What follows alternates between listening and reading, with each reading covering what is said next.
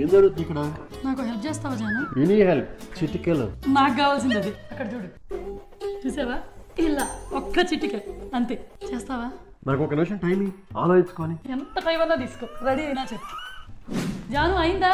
అయిపోయింది జాను, రా నేను రెడీ. ముక్కలు కట్ చేయడానికి నువ్వు ఇలా కళ్ళకి చేతులు పెట్టుకో అడ్డం, నేను చిటికేస్తా, అప్పుడు కళ్ళు తెరు. ఎంతసేపు? అయిపోయింది. వావ్, నీ చేతిలో ఎంత మ్యాజిక్ ఉంది జాను. అలా చిటికేస్తున్నావు. ఒక్క నిమిషం అలాగే ఉండు. ఒక్క నిమిషం. 4 రోజులు కాదు, వారం రోజులకి సరిపోతాయి. నువ్వు ఎన్ని చిటికలు కావాలంటే అన్ని వేసేసుకో. ఇక నుంచి ఇంట్లో ఫుడ్ ప్రాసెసర్, ఉల్లిపాయలు చాప్ చేసే ఎనీథింగ్ ఇంట్లో ఉండు. అసలు నైపులు కూడా వస్తుంది జాను. ఇంక నీ చిటికలు చేతులు నిప్పులు పడతాయి సార్ చిటికలు వేస్తే. పర్లేదు, ఈజీ కూడా వాడచ్చు. అన్ని కూరగాయలు ఇలా అనగానే వచ్చేస్తాయి. నువ్వు క్యారీ ఆన్.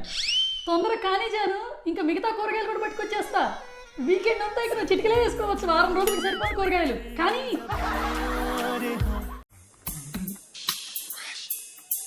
మా ఆయన మా పెళ్లి రోజుకి డైమండ్ వడ్డానం గిఫ్ట్గా ఇచ్చారు. ఇలాంటివన్నీ నాకే అనిపిస్తాయి. ఒక్క సంవత్సరం కాబట్టి కొనిపెట్టారు. ప్రతి సంవత్సరం కొనిపెడతారా ఏంటి? మా ఆయన ప్రతి యానివర్సరీకి ఏదో ఒక బంగారం గిఫ్ట్గా ఇస్తారు. ఇది ఒకటి ప్రాబ్లము. ఏమో కాదు వీళ్ళ ఆయన. ఇప్పుడు చూడండి, మీ ఆయన మీ పుట్టినరోజుకి ఏమీ గిఫ్ట్ ఇస్తున్నట్లేరే, ఎప్పుడు పెళ్లి రోజులకే ఇస్తున్నట్టున్నారు.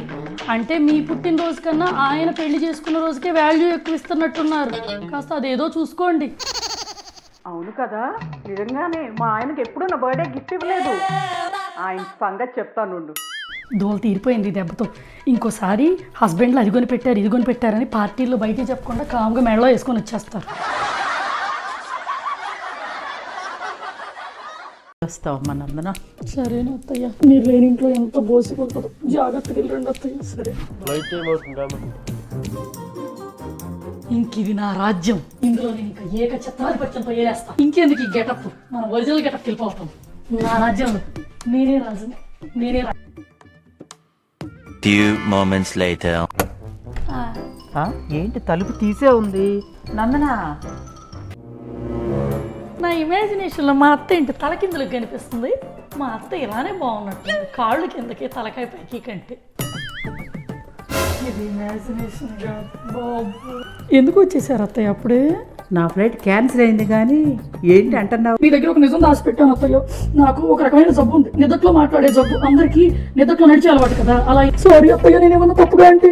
నేనే నీ జబ్బు తగ్గేదాకా వెళ్ళాలి. ఇక్కడే థ్యాంక్ యూ అత్తయ్య. ఓకే అమ్మా.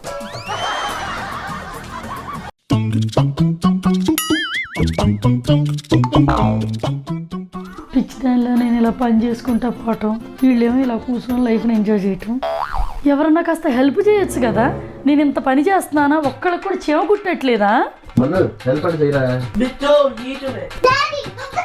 లాభం లేదు, వీళ్ళకి మంచిగా చెప్పకూడదు, మెలో డ్రామా కావాలి. జాను, ఈ ఏజ్కి 40 రంగాన్ని నడువులు పడిపోయి మంచం కలుసుకొని ఉంటే మీ ముగ్గురి నాకు పనులు చేసి పెట్టడం ఎంత పెయిన్ఫుల్. కనీసం మీ ముగ్గురికి వండుకోవడం కూడా రాదు. చూడండి, ఇలా పని చేసి చేసి నేను అలసిపోయి నా బోన్లు అరిగిపోయి మంచాలు కలుసుకునే రోజు వస్తే అప్పుడు మీరు తట్టుకోలేదు తెలుసా? అలా దెయ్యాలో చూస్తున్నారు, ఎవరు వచ్చి పని అందుకోరేంటి? నాకు అసలు ఎంత టైర్డ్ అయిపోయినా తెలుసా? నేను లంచ్ కూడా తినలేదు. అందుకుంటారా ఎవరైనా? జాను, నాకు 2 దోశలు వేసి పెట్టు. ఆకలి వేస్తే లంచ్ కూడా ఇది బాగుంది. మంచిగా చెప్తే ఎవరు మాట వినరు, మెలో డ్రామా ఆడాల్సింది.